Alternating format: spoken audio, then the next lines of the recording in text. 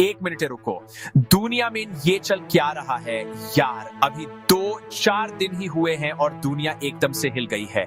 लग रहा है जैसे किसी ने वर्ल्ड पॉलिटिक्स का स्पीड बढ़ाकर 2 गुना कर दिया है। अभी हम सब अपनी अपनी जिंदगी में मास्ट थे, कोई एग्जाम की टेंशन ले रहा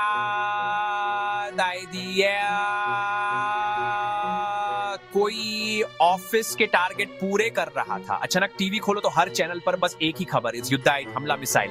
खबरें आ रही हैं कि अमेरिका और इजराइल ने मिलकर आयरन पर बहुत बड़ा हमला किया है। ये छोटी झाग नहीं भाई, ये दुनिया का नक्शा बदल सकती है। हर कोई पूछ रहा है क्यों हुआ और अब आगे क्या होगा। चारों तरफ कंफ्यूजन और डर है, लेकिन ये मामला उतना सीधा नहीं जितना दिखता है। ये शतरंज की बिसात है। चलिए 10 मिनट में सब समझते हैं। क्यों तो सबसे पहले कहानी के 3 मुख्य किरदार। पहला अमेरिका, दुनिया का बिग बॉस, सबसे तगड़ी आर्मी और पैसा। दूसरा इजराइल, अमेरिका का पक्का दोस्त, छोटा पर बहुत ताकतवर। तीसरा ईरान, इन दोनों का कड़क दुश्मन माना जाता है, अपना दबदबा बनाना चाहता है। ये दुश्मनी आज की नहीं, बरसों पुरानी है। रिपोर्ट्स, अमेरिका इजराइल ने मिलकर हमला किया, कह रहे हैं ईरान में रेजिम चेंज।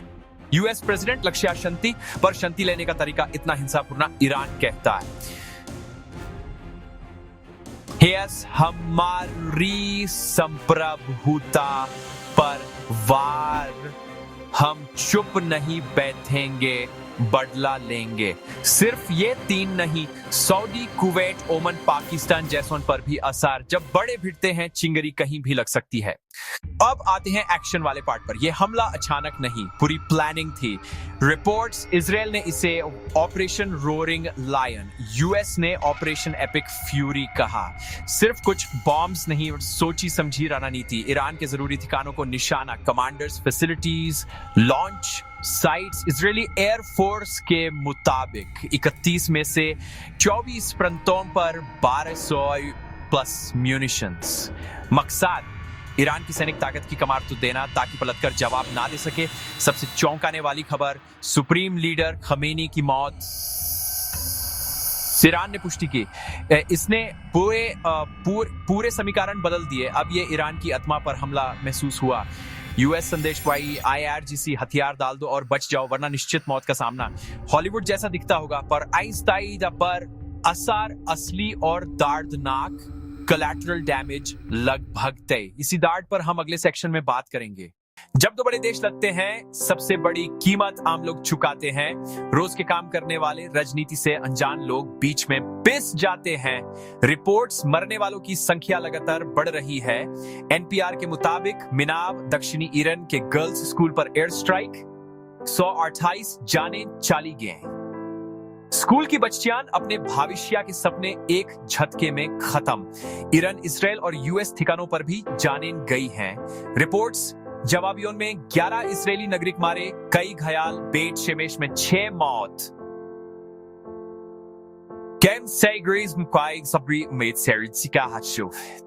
मिडिल ईस्ट में तैनात 3 अमेरिकन सोल्जर्स के मरे जाने की खबर। हर मौत एक परिवार को तबाह कर देती है। ये सिर्फ नंबर्स नहीं, इस संघर्ष में 2000 प्लस ईरानियंस के मरे जाने की खबरें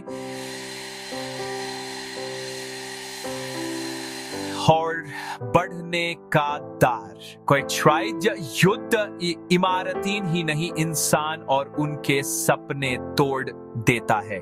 इसलिए जब भी हम युद्ध की बात करें, इन मासूम चेहरों को याद रखें। न्यूटन का तीसरा नियम, every action has an equal and opposite reaction. America Israel के बड़े हमले के बाद ईरान चुप नहीं बैठा। आईआरजीसी ने विशाल जवाब दिया।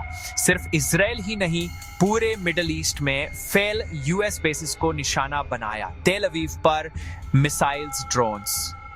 रिपोर्ट्स, क्षेत्र भर के 27 बेसिस पर हमले, पूरा क्षेत्रवर जोन जैसा। कुवैत 1 मौत, 32 घायल। ओमान दुकुम पोर्ट पर 2 ड्रोन्स, 1 विदेशी मजदूर घायल। लोगों को नहीं पता अगला ड्रोन या मिसाइल कब कहां गिरेगा।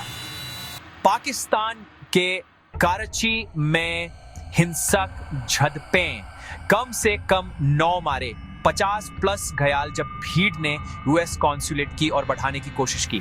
दुनिया भर में लोग बनते नजर आ रहे, इमोशंस ऊपर, कभी कभी हिंसा तक। ईरान का पलटवार स्टेट रीजनल संकट को ग्लोबल दहलीज पर ले आया। ये एक प्रेशर कुकर है, स्थिति कभी भी बढ़ सकती है। सरकारी मातम के बीच सड़कों पर कुछ और ही नजारा। खमीनी की मौत की खबर फैलते ही कई शहरों में लोग सेलिब्रेट करते दिखे। खुशी, हैरानी, अविश्वास। क्यों? ईरान के अंदर के हालात, आर्थिक मुश्किलें, सामाजिक पाबंदियां, ह्यूमन राइट्स के मुद्दे। जवानी आजादी चाहती है, सरकार ने बल तैनात किए, इंटरनेट बंद। फिर भी कराज, शिराज, इस्फहान, सनंदाज से वीडियोस लीक हुए। कुछ रिपोर्ट्स, सुरक्षा बलों ने गोली चलाई, समाज अंधार से बंधा हुआ। एक तरफ राष्ट्रवाद, दूसरी तरफ आजादी की पुकार। ये सिर्फ देशों की लड़ाई नहीं, विचारधाराओं की भी है। जैसी मोहल्ला लड़ाई में होता है, वैसे ही विश्व की पॉलिटिक्स। ईयू ने अपील की मैक्सिमम रिस्ट्रेंट, नागरिकों की सुरक्षा, अंतरराष्ट्रीय कानून का सम्मान।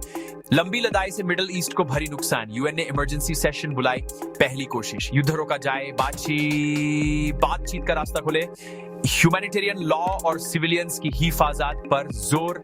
चाइना, रशिया पर परंपरागत तौर पर ईरान के नजदीक, आमतौर पर यूएस की कार्रवाई की आलोचना, संवाद की वकालत। अंतरराष्ट्रीय समुदाय बनता दिखता है, पर अधिकतर कहते एस्केलेट मत करो, तीसरा विश्व युद्ध नहीं चाहिए। सब चाहते हैं ये संकट जाल तल जाए। सबसे बड़ी चिंता हम पर असर क्या? दुनिया एक ग्लोबल विलेज है, एक कोने की आग का धुआं सब तक। ये सबसे बड़ा तेल उत्पादक क्षेत्र, तनाव से सप्लाई प्रभावित, कीमतें ऊपर। पेट्रोल डीजल महंगा, सिर्फ गाड़ी नहीं पूरी अर्थव्यवस्था प्रभावित। ट्रांसपोर्ट महंगा, सब्जी, दूध, अनाज, सब कुछ महंगा। राष्ट्रीय का बजट बिगड़ सकता है, सेविंग्स घाटेंगे। व्यापार और नौकरियों पर असर, shipping routes banned, supply chain टूट सकती है, कंपनियों को नुकसान, हायरिंग रुकेगी, छटनी का खतरा।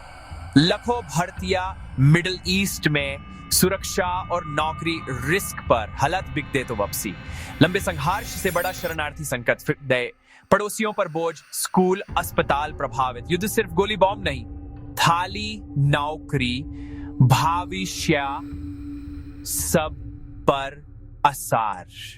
हाँ, बस इतना ही, पर तैयारी और समझ जरूरी है।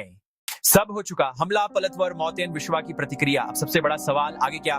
3 रास्ते, एक बेहतरीन डिप्लोमेसी, यूएन, ईयू तथा तीसरा मध्यस्थ जैसे चीन या कोई यूरोपियन देश बातचीत का रास्ता खोले। मुश्किल पर नामुमकिन नहीं, जिंदगियां बच सकती हैं। 2, खतरनाक एस्केलेशन, ईरान और बड़े हमले, यूएस इसराइल का तेज जवाब, रीजनल युद्ध का खतरा। तेल के भाव रिकॉर्ड तोड़ सकते, विश्व अर्थव्यवस्था हिलेगी, बड़ा मानवीय संकट।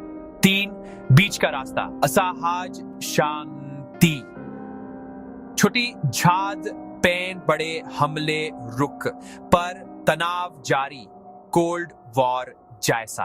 पूरी तबाही से बेहतर पर खतरा बना रहेगा। युद्ध किसी मसले का हाल नहीं, यहां कोई नहीं जीतता, सब हारते हैं। जिम्मेदार मीडिया और समझदार नागरिक, नफरत नहीं, शांति की बात।